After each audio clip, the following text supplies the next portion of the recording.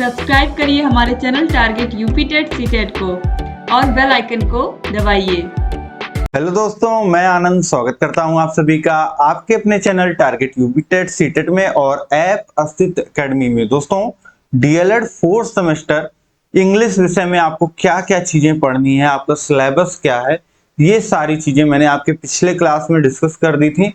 और यहाँ पे आज की क्लास से हम आपके सिलेबस को चैप्टर वाइज देखने वाले हैं। ठीक है, देखिए डीएलएड 4th सेमेस्टर इंग्लिश विषय, इंग्लिश टफ रहता है। आप लोग का बैकग्राउंड जो होता है, मान लेते हैं यूपी बोर्ड से रहा हो, इंग्लिश आपकी छूटी हुई हो, और यहाँ इंग्लिश थोड़ा अलग भी है आपका। आपको पेडागोजी एक तरीके से शुरू में पढ़नी है, उसके बाद ग्रामर पढ़ना है। ठीक है, तो देखिए बहुत ही सरल भाषा में यहाँ पे मैं आपको चीजें पढ़ाने वाला हूँ। पहले आपके लिए मैंने नोट्स तैयार किए हैं और उस नोट्स में कैसे चीजें आपके सामने प्रेजेंट करनी है, क्या एग्जाम्पल्स रखने हैं, ये सारी चीजें जो है ये मैंने प्री डिसाइड कर लिया है। और इन नोट्स को पढ़ करके पिछले 5 सालों में लोगों ने पेपर दिया है डीएलएड के और बहुत ही अच्छे अंक जो हैं वो प्राप्त किए हैं। ठीक है, तो कहीं भी आपको 1% अगर मन में शंका हो कि मेरा इंग्लिश का पेपर टफ है, कैसे मैं पढ़ूंगा, क्या करूंगा, तो अब जो है आप सही जगह आ गए हैं। आपको बिल्कुल चिंता नहीं करनी है, बस जो है क्लासेस को एक लाइन से देख लेना है। आपकी तैयारी जो है बिल्कुल बहुत अच्छे ढंग से हो जाएगी, बहुत ही बढ़िया। ठीक है, तो यहाँ पे अब मैं डिस्कस करता हूं आपसे कि आपको फर्स्ट चैप्टर में क्या क्या चीजें पढ़नी है और उसके बाद जो है एक एक टॉपिक को हम लोग यहाँ पे करेंगे। ठीक है, तो अब इस क्लास को आप लाइक करिए, अपने सभी दोस्तों में शेयर करिए ताकि सभी लोग तक शुरू में ही सभी लोग जुड़ जाएं और अपना जो 4th सेमेस्टर इंग्लिश है उसको बहुत अच्छे से तैयार कर पाए। देखिए, जो बैक है वो मैथ और इंग्लिश में सबसे अधिक लगती है और बहुत ही खराब लगता है क्योंकि बैक डीएलएड में जल्दी क्लियर नहीं होती है। ठीक है, तो इसको ध्यान में रखते हुए मैंने दोनों विषय मैथ और इंग्लिश पे पूरा फोकस किया है कि आप लोग को कहीं 1% भी दिक्कत ना आए।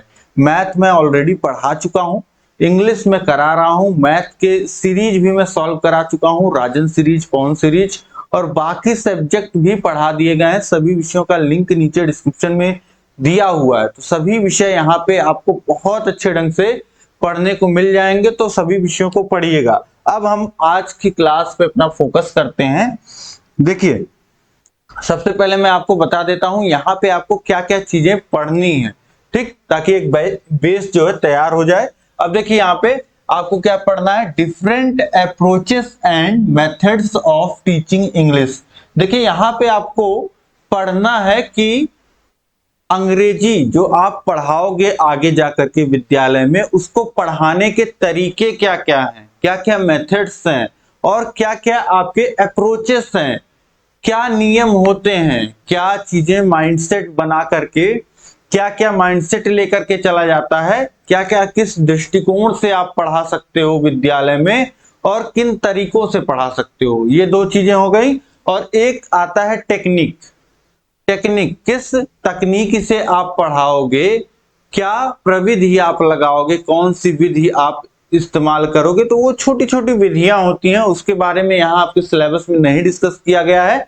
जो 2 मेन चीजें हैं, अप्रोच दृष्टिकोण और मेथड तरीका, ये आपको यहाँ पे पढ़ने हैं। ठीक है, अब इसमें अप्रोचेस में तो आपको सारे पढ़ने हैं, structural approach, situational approach, oral approach and communicative approach. और मेथड्स में आपको क्या पढ़ना है, grammar come translation method, direct method and drill method. और इसके बाद ये जो 2 मेथड्स हैं ये आपके सिलेबस में है नहीं, ये तो मैंने आपको इस तरीके से प्रेजेंट करने के लिए दिखा दिया था। ठीक है, तो ये 3 मेथड्स और ये 4 अप्रोचेस ये आपको पढ़ने हैं। और सबसे इंपॉर्टेंट आपका ये तीनों मेथड्स जो हैं आपके बहुत ही इंपॉर्टेंट हैं, हमेशा प्रश्न बनते हैं और यहां से भी प्रश्न बनते, तो बहुत ही, देखिए पहला चैप्टर किसी भी सब्जेक्ट का आप उठा लो तो बहुत इंपॉर्टेंट होता है। तो ये पहला चैप्टर यहां से आपको 4 से 5 नंबर मिलेंगे ही मिलेंगे आपकी परीक्षा में, तो बहुत ही इंपॉर्टेंट है इसको ध्यान से, बल्कि इस क्लास से ही आपको मिल जाएंगे। तो चलिए स्टार्ट करते हैं। सबसे पहले आप समझ लीजिए, मैं आपको बता देता हूं कि अप्रोचेस क्या होते हैं, मेथड्स क्या होते हैं, टेक्निक्स क्या होते हैं। उसके बाद जो है एक एक मेथड्स को, अप्रोचेस को यहाँ पे हम देखेंगे। तो चलिए देखिए, यहाँ पे सबसे पहले आप समझिए कि अप्रोच, दृष्टिकोण क्या होता है। तो अब कोई अंग्रेजी भाषा को सीख रहा है तो उसके बैक ऑफ द माइंड में क्या क्या चीजें हो सकती हैं, ठीक है, क्या प्रिंसिपल। मैं एक आपको एक थॉट प्रोसेस बता रहा हूं, मैं आपको बता रहा हूं ताकि आप रिलेट कर जाओ। बस यहाँ पे आपको पढ़ना रहे, तुरंत आपके दिमाग में चीजें हाँ बैठ जाए। जैसे अप्रोच जो है एक बड़ी चीज है, दृष्टिकोण, ठीक। अब आप अंग्रेजी भाषा सीख रहे हो तो आपके अंदर आपके कुछ प्रिंसिपल्स होंगे कि हाँ अंग्रेजी भाषा मैं इसलिए सीख रहा हूं ताकि मेरी एक भाषा की पकड़ अच्छी हो जाए, मुझे एक अच्छी जॉब मिल जाए, मेरे पेरेंट्स मेरे पे प्राउड फील करें। तो ये कई सारे जो है कारण हो सकते हैं, आपका दृष्टिकोण, नजरिया हो सकता है, ठीक। और मेथड्स, तरीके क्या हैं, आप किसी चीज को सीखने के लिए, ठीक है, सिखाने के लिए कई सारे मेथड्स अपना सकते हो। आप किसी चीज को लिख लिख के सीखते हैं, बोल बोल के सीखते हैं, ठीक है।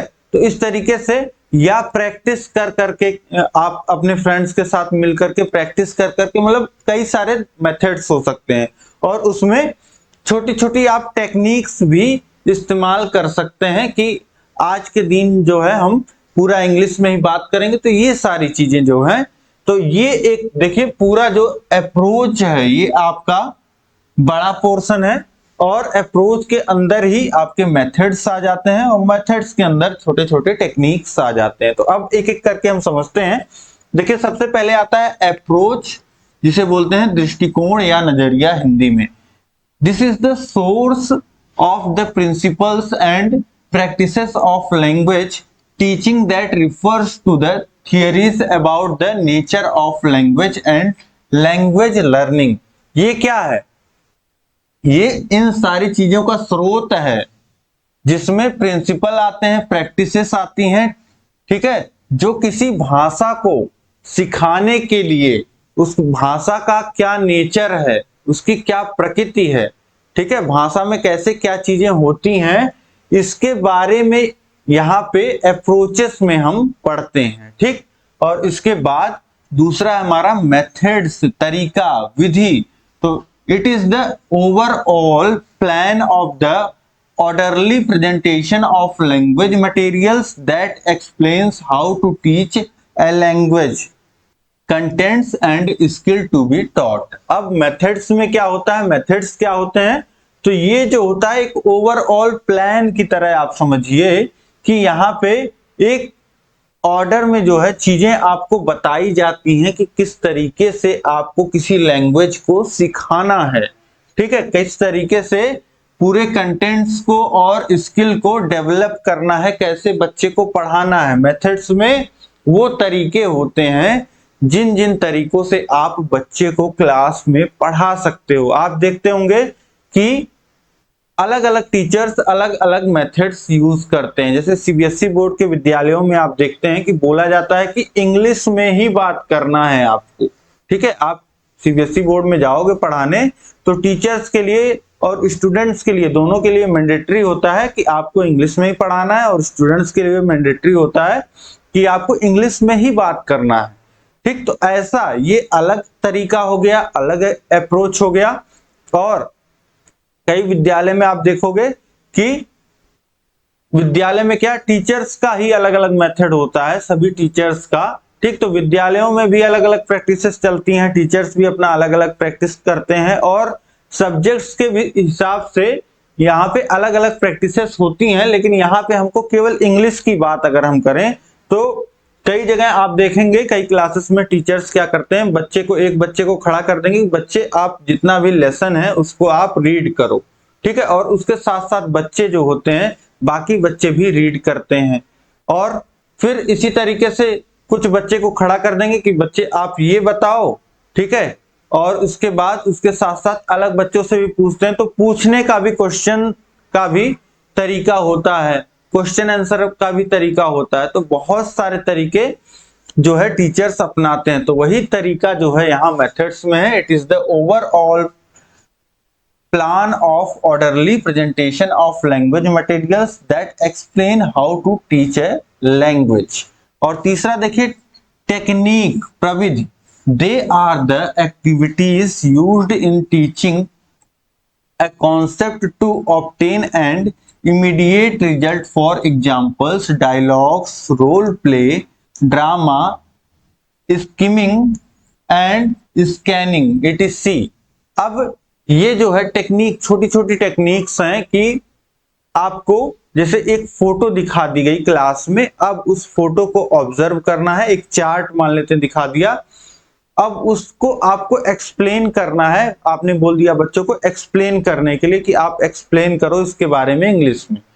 तो इस तरीके की एक्टिविटीज जो है वो कराई जाती हैं, तो ये टेक्निक्स होती हैं छोटी छोटी।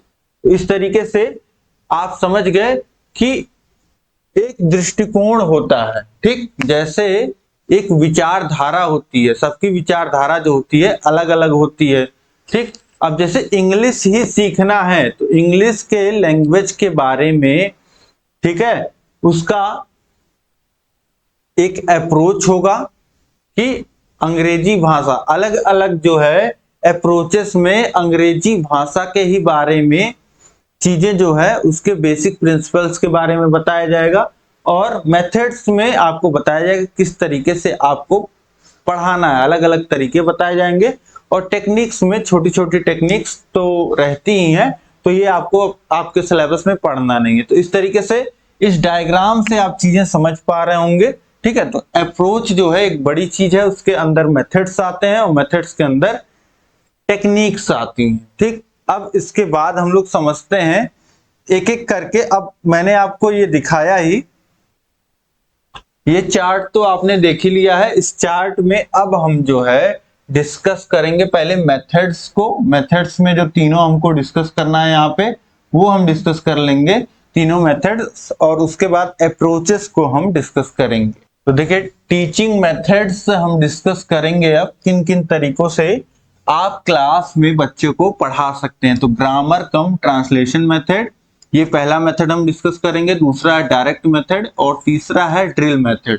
ये तीन मेथड यहाँ पे हम अभी डिस्कस करने वाले हैं, ठीक है। तो बहुत ही ध्यान से देखिएगा और समझिएगा कि हाँ क्या क्या तरीके होते हैं किसी भाषा को बच्चे को सिखाने के लिए। तो सबसे पहला जो है हमारा वह है ग्रामर ट्रांसलेशन मेथड, या इसी को बोल देते हैं ग्रामर कम ट्रांसलेशन मेथड, या इसी को बोल देते हैं oldest method, classical method, traditional method, popular method या most popular method in India.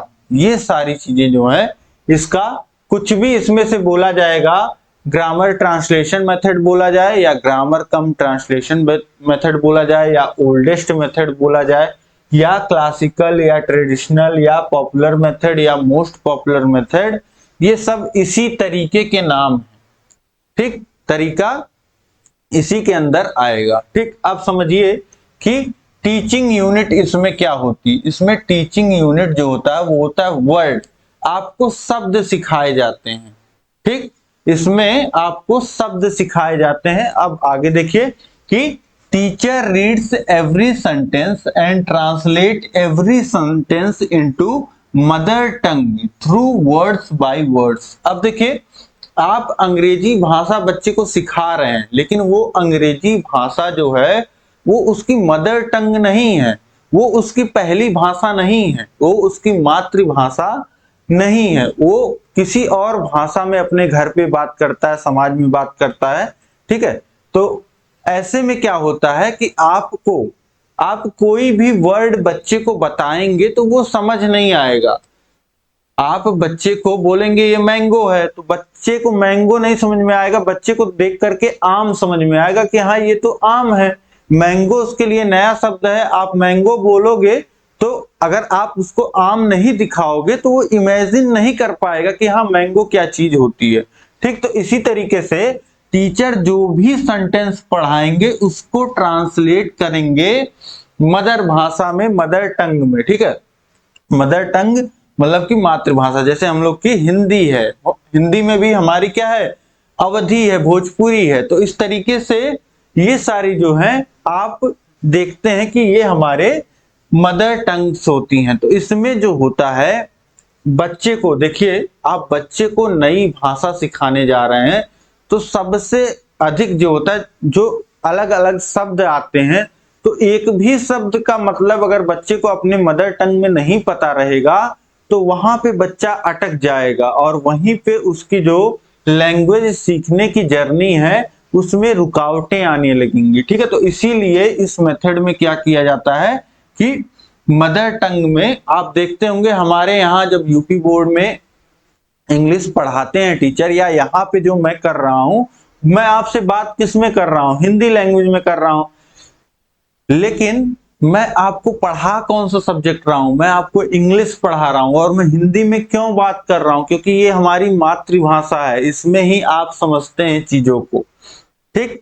तो इस मेथड में आप समझ गए, सबसे बेसिक यही है कि इसमें जो यूनिट टीचिंग होती है, टीचिंग यूनिट होती है, वह वर्ड होती है, और इसमें टीचर जो होते हैं वो हर एक चीज को ट्रांसलेट करके आपको बता रहे होते हैं। Target language learned by mother tongue, यहाँ पे आपको क्या कहा गया, जो भाषा आप सीखना चाह रहे हैं, जैसे यहाँ पे टारगेट लैंग्वेज आपकी क्या है, इंग्लिश है, तो इस इंग्लिश भाषा को आप सीखेंगे मातृभाषा के मदद से, ठीक।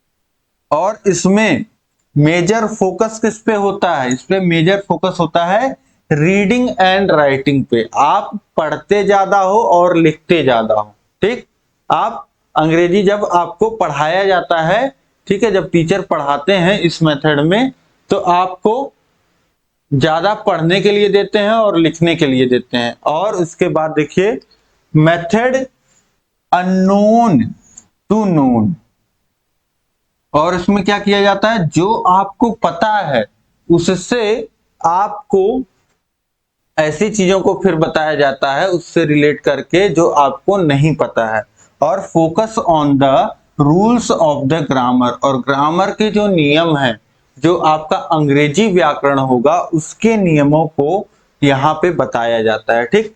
अब इसी में आगे देखिए, अब देखिए merits of grammar translation method की, मतलब क्या क्या फायदे हैं, ठीक है। एडवांटेजेस भी यहाँ बोल सकते हैं, अगर आपसे पूछता है एग्जाम में advantages of grammar translation method की, ग्रामर ट्रांसलेशन मेथड के फायदे क्या हैं, इसको हम क्यों इस्तेमाल करें, तो आप ये लिख सकते हैं यहाँ पे देखिए कि Hindi is the mother of instructions. इसमें क्या होता है, फायदे क्या हैं कि बच्चे को आप उसके मदर टंग में इंस्ट्रक्शन दे रहे हो तो कोई कंफ्यूजन नहीं रहता है इससे कि आप, बच्चा आपकी बात समझ नहीं पा रहा है, ठीक। तो ये फायदा होता है। और useful at the primary stage, अब आप समझिए कि बच्चा प्राइमरी का विद्यार्थी है तो वो कक्षा 1 से 5 तक में कहीं पढ़ रहा होगा, ठीक, किसी क्लास में, और वह अभी बच्चे की अवस्था कैसी है, बच्चा खुद अभी जो है अपने परिवार से अलग होकर के विद्यालय में आ रहा, तो बच्चे के मन में खुद बहुत संशय होता है, चंचलता होती है, तो बहुत सारे जो है संवेग होते हैं बच्चे के मन में। तो ऐसे में अगर आप कुछ अलग बोलोगे विद्यालय में, कुछ अलग भाषा में बात करोगे तो बच्चा नहीं समझ पाएगा, क्योंकि उसके घर की जो जुबान है वह अलग है और विद्यालय में आप अलग बोलोगे तो इससे दिक्कत होती है बच्चे की। तो प्राइमरी स्टेज पे ये जो आपका मेथड होता है ग्रामर कम ट्रांसलेशन मेथड, ये बहुत ही यूजफुल होता है। इसके बाद देखिए time saving and over crowded classes, इसमें जो होता है इसमें आपकी समय की बचत होती है, क्योंकि एक बार में जो है क्लास जो है सीखते चलती है, और ये ओवर क्राउडेड क्लास में इस्तेमाल किया जाता है जहां पे बच्चों की संख्या अधिक होती है। इसके बाद देखिए accuracy correct knowledge of grammar, इसमें क्या होता है कि बच्चों को जो ग्रामर की सही नॉलेज हो जाती है, वो सही चीजें सीख पाते हैं। इसके बाद देखिए अब demerits of grammar translation method हम देखते हैं कि इसके डिसएडवांटेजेस क्या है, डिमेरिट्स क्या है। तो अनवांटेड मेथड, ये मेथड है। अब पहला है unwanted method, listening, speaking, reading, writing. अब ये मेथड जो है आप देखेंगे तो ये अपने आप खुद इवॉल्व हुआ है, ठीक है। ये तरीका था, ये तरीका बिल्कुल बेसिक होता है कि हाँ हम किसी भाषा को सीखना चाहते हैं तो उसमें क्या होता है कि हम जो दूसरे भाषा के शब्द हैं उसके अपने में ट्रांसलेशन करते हैं और सीखते हैं। तो ये एक तरीके से अनवांटेड मेथड। इसके बाद देखिए स्पीच नेग्लेक्टेड। इसमें आप देख रहे हैं कि टीचर जब पढ़ा रहा है, जब आप पढ़ा रहे हो तो उसमें आप क्या कर रहे हो कि जो भी चीजें आप पढ़ा रहे हो उसको बस ट्रांसलेट करके बच्चे को बता दे रहे हो, एक एक वर्ड बता दे रहे हो, ग्रामर बता दे रहे हो, लेकिन बच्चा बोल नहीं पा रहा है, बच्चा खुद से उसको बोलने का मौका नहीं मिल रहा है। तो स्पीच नेग्लेक्टेड हो जा रहा है इसमें, और एग्जैक्ट ट्रांसलेशन नॉट पॉसिबल। आप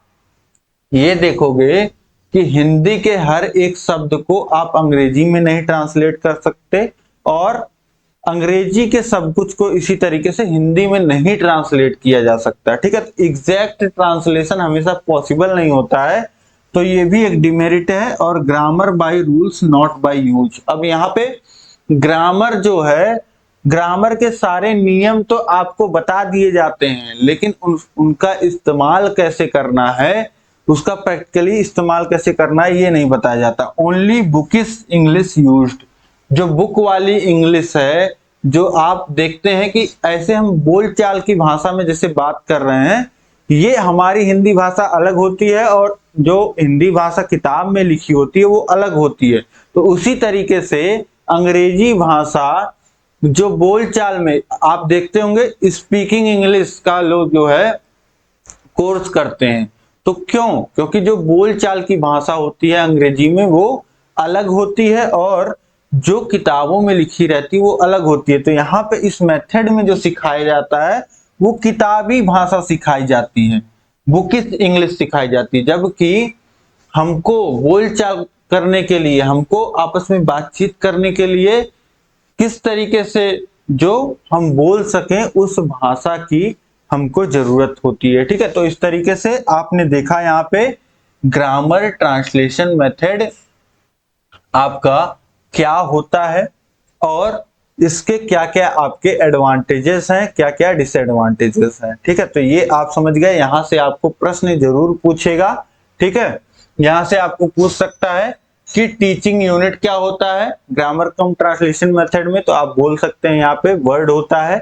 आपसे पूछ सकता है कि टीचर कैसे पढ़ाते हैं इस मेथड में, इस मेथड के बारे में इंट्रोडक्शन दो। तो यहाँ से आप इंट्रोडक्शन दे सकते हैं कि टीचर जो है हमारा वो हर एक चीज को जो भी क्लास में पढ़ाते हैं उसको ट्रांसलेट करते हैं, और जो टारगेट लैंग्वेज है इंग्लिश को पढ़ाने के लिए वह हिंदी भाषा का जो है हेल्प लेते हैं, ठीक। तो इस तरीके से यहाँ पे रीडिंग और राइटिंग पे ज्यादा फोकस किया जाता है, और जो बच्चा जान रहा है उससे हम लोग फिर बताते हैं पहले उसको, और उसके बाद अननोन को बताते हैं, और इसके बाद ग्रामर के रूल्स पे फोकस किया जाता है, और मेरिट्स और डीमेरिट्स भी आप यहाँ पे बता सकते हैं, लिख सकते हैं। अगर पूछता है कि क्या मेरिट्स होती हैं, क्या फायदे होते हैं, क्या नुकसान होते हैं, ठीक है। तो इस तरीके से यहाँ पे इस मेथड को आप समझ गए। अब इसके बाद नेक्स्ट मेथड हम देखते हैं। अब इसके बाद देखिए नेक्स्ट मेथड जो है आपका वह है direct method. Direct method, direct method क्या होता है? तो डायरेक्ट मेथड के बारे में यहाँ पे हम समझते हैं। देखिए इसका ओरिजिन जो है, अगर पूछता है ओरिजिन मतलब यह किस देश से निकला, तो आप लिखेंगे फ्रांस से। और अगर पूछता है कि इसके प्रिंसिपल्स किस देश से लिए गए हैं, मतलब इसके जो प्रिंसिपल्स हैं वो कहां से लिए गए हैं, तो वो जर्मनी से लिए गए हैं, ठीक। और इसका उद्देश्य क्या है? इंग्लिश को इंग्लिश के माध्यम से ही पढ़ाना। जैसे अभी मैं आपको पढ़ा रहा हूं तो हिंदी बोल करके अंग्रेजी भाषा को सिखा रहा हूं, लेकिन यहीं पे if I started talking English to you, तो मैं क्या कर रहा हूं कि यहाँ पे आपको अंग्रेजी से अंग्रेजी में पढ़ा रहा हूं। तो इसी तरीके से यहाँ पे इंग्लिश से इंग्लिश को पढ़ाया जाता है। और यूनिट क्या होती है यहाँ पे, यूनिट क्या होती है यहाँ पे, यूनिट सेंटेंस होता है। आपने देखा ग्रामर ट्रांसलेशन मेथड पे, वहां पे वर्ड होता है, यहाँ पे सेंटेंस होता है। और मेथड इंडक्टिव मेथड यूज होता है। इंडक्टिव मेथड क्या होता है, यहाँ पे आपको एग्जाम्पल बताया जाता है और उसके बाद जो है एग्जाम्पल से रिलेटेड नियम बताया जाता है, जिसे बोलते हैं आगमन विधि। हिंदी में आगमन और निगमन विधि आपने पढ़ा होगा, नहीं पढ़ा तो भी इंडक्टिव मेथड क्या होता है, क्या तरीका होता है, बच्चे को पहले एग्जाम्पल बताया जाता है, फिर उसके बाद जो है उसको नियम बताया जाता है। इसके बाद देखिए main focus speaking and listening.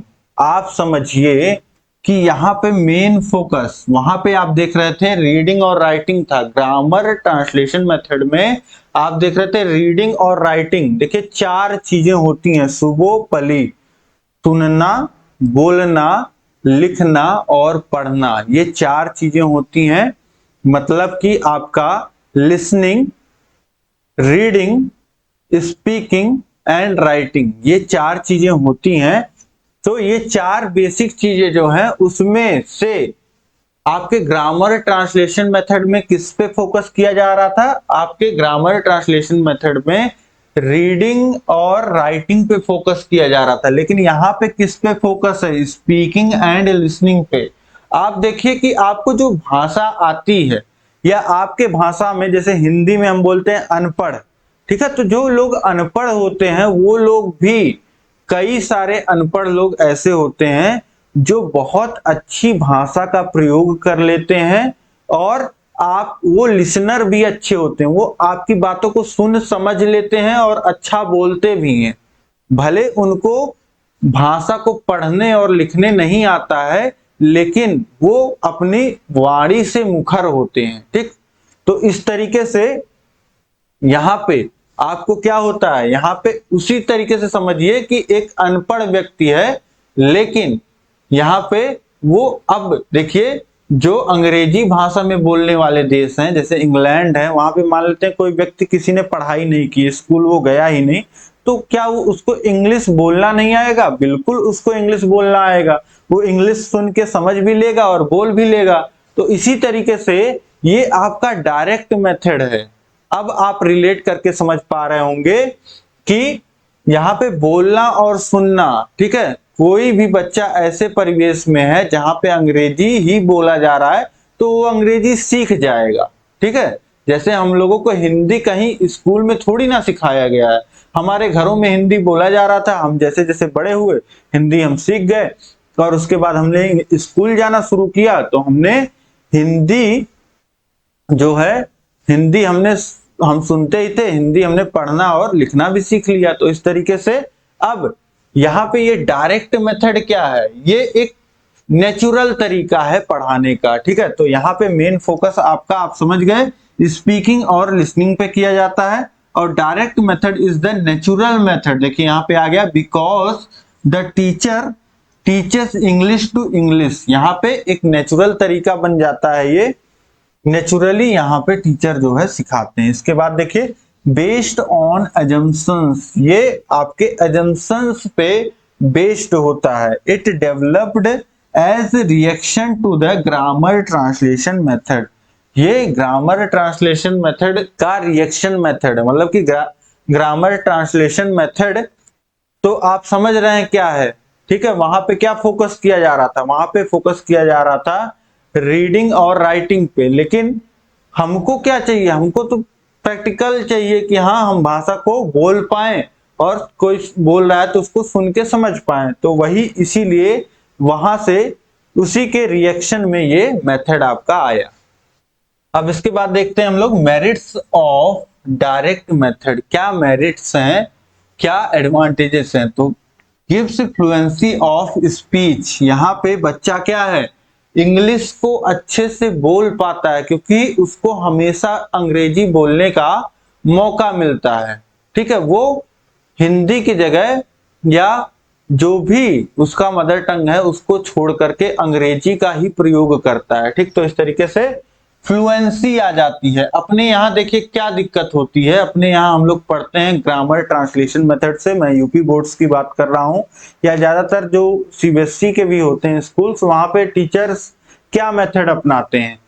खैर ये एक रीजनेबल भी है कि अगर मैं आपको हिंदी में नहीं बोलूं तो आपको ज्यादा चीजें समझ नहीं आएंगी, तो लेकिन ऐसे में होता क्या है, ऐसे में जब मौका नहीं मिलता है बच्चे को बोलने का तो उसकी फ्लुएंसी जो होती है वो, अपने यहाँ क्या है, हम इंग्लिश जो है लिख लेते हैं, समझ लेते हैं, लेकिन बोल नहीं पाते हैं। तो इस मेथड में क्या होता है, इस प्रॉब्लम को सॉल्व किया जाता है, आपके अंदर फ्लुएंसी आ जाती है कि आप अच्छे से इंग्लिश बोल पाते हैं। उसके बाद देखिए ये नेचुरल मेथड है, मैंने आपको बताया ही कि ये बिल्कुल नेचुरल है, इसको इंग्लिश में ही पढ़ाया जाता है, ये आपका नेचुरल मेथड है।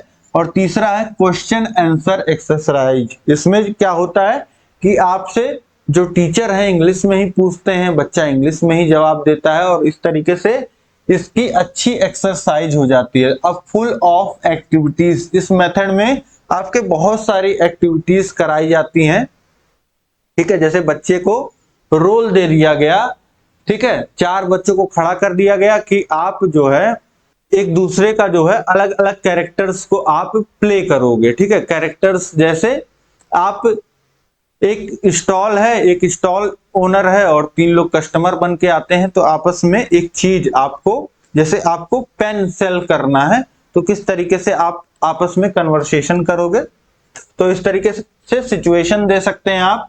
और एक्टिविटीज कई सारी यहाँ पे होती रहती हैं इस मेथड में। इसके बाद देखिए dictation, reading allowed, student self correction. और यहाँ पे क्या होता है, यहाँ पे बच्चे स्पीक करके पढ़ते हैं और खुद से जो है चीजें सही भी करते हैं या टीचर भी उनको सही करते हैं। इसके बाद देखिए grammar taught use not by rules. Grammar का जो ग्रामर को सिखाया जाता है ग्रामर के इस्तेमाल से, उसके रूल्स से नहीं, ठीक। तो ये सारे जो है फायदे होते हैं डायरेक्ट मेथड के। इसके बाद देखिए demerits of the direct method, क्या क्या नुकसान है, एक तरीके से क्या क्या इसकी कमियां हैं ये कह सकते हैं।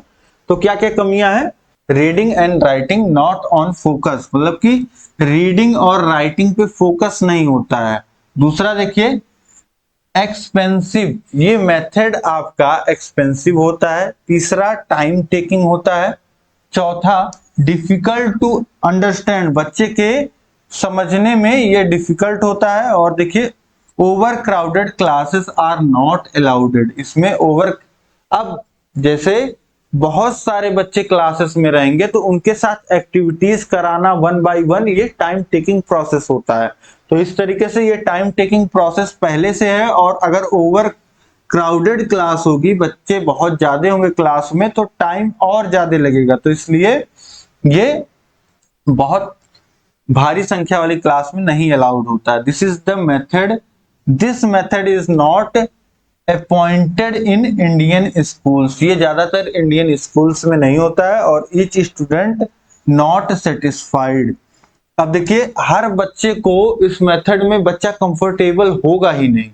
क्यों नहीं होगा, क्योंकि बच्चे की शुरू से आदत नहीं है इंग्लिश में बातचीत करने की, और हर एक शब्द उसको बहुत, हर एक शब्द को समझने में कठिनाई होगी, तो इसलिए जो है बच्चा जो है इसमें खुश नहीं रहता, संतुष्ट नहीं रहता है।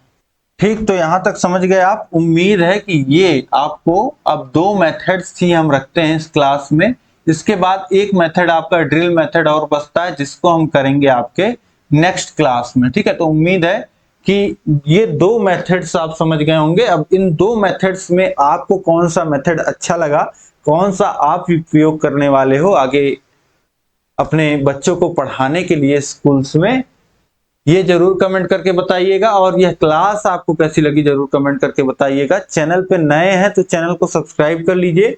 इसी तरीके से आपको सभी जो क्लासेस हैं यहाँ पे आपका आधा सिलेबस जो है वह मैं पूरा आपका यूट्यूब पे आधा सिलेबस कवर करूंगा, और आधा सिलेबस आपको ऐप पे मिलेगा, मतलब कंप्लीट सिलेबस जो है आपको ऐप पे मिलेगा, जिसका लिंक नीचे डिस्क्रिप्शन में दिया गया है। ऐप का नाम अस्तित्व एकेडमी है, यहाँ पे आप देख पा रहे हैं। इस ऐप को आप डाउनलोड करिए, वहां पे आपको फोर्थ सेमेस्टर का कोर्स मिल जाएगा, जिसमें आपको सारी चीजें जो हैं वो पढ़ने को मिलेंगी। फोर्थ सेमेस्टर मैथ्स मैं पहले ही करा चुका हूँ, राजन पवन सीरीज करा चुका हूँ, और इंग्लिश में क्लास आपका ले ही रहा हूं, तो ये भी आपका राजन पवन सॉल्व हो जाएगा। और मैम आपका सॉल्व करा ही रही हैं सभी विषयों का, और सभी विषयों के नोट्स आपके अवेलेबल हैं ऐप पे। सभी विषयों के राजन पवन सीरीज अवेलेबल है पीडीएफ के रूप में। तो सब कुछ आपके लिए, टेस्ट सीरीज अवेलेबल है, आपके डाउट सेशन अवेलेबल है। अगर आपको कहीं डाउट आता है तो उम्मीद है कि सारी चीजें आप समझ गए होंगे। इस वीडियो को अधिक से अधिक शेयर करिएगा सभी के पास, ताकि सभी लोग इसी तरीके से आसान भाषा में आपके पूरे सिलेबस को समझ पाए और उनको पता चल पाए कि हाँ कहाँ से किस तरीके से पढ़ना है। तो जरूर शेयर करिए अधिक से अधिक, जो आपके खास मित्र हैं उनको जरूर शेयर करिएगा। मिलेंगे हम लोग अगली क्लास में, हम लोग डिस्कस करेंगे ड्रिल मेथड्स, और उसके बाद हमको अप्रोचेस भी पढ़ना है, तो अप्रोचेस भी हम डिस्कस करेंगे। ठीक है, तो उम्मीद है कि आपको यह क्लास बहुत पसंद आई होगी। लाइक शेयर करिएगा। मिलते हैं नेक्स्ट क्लास में। जय हिंद, जय भारत।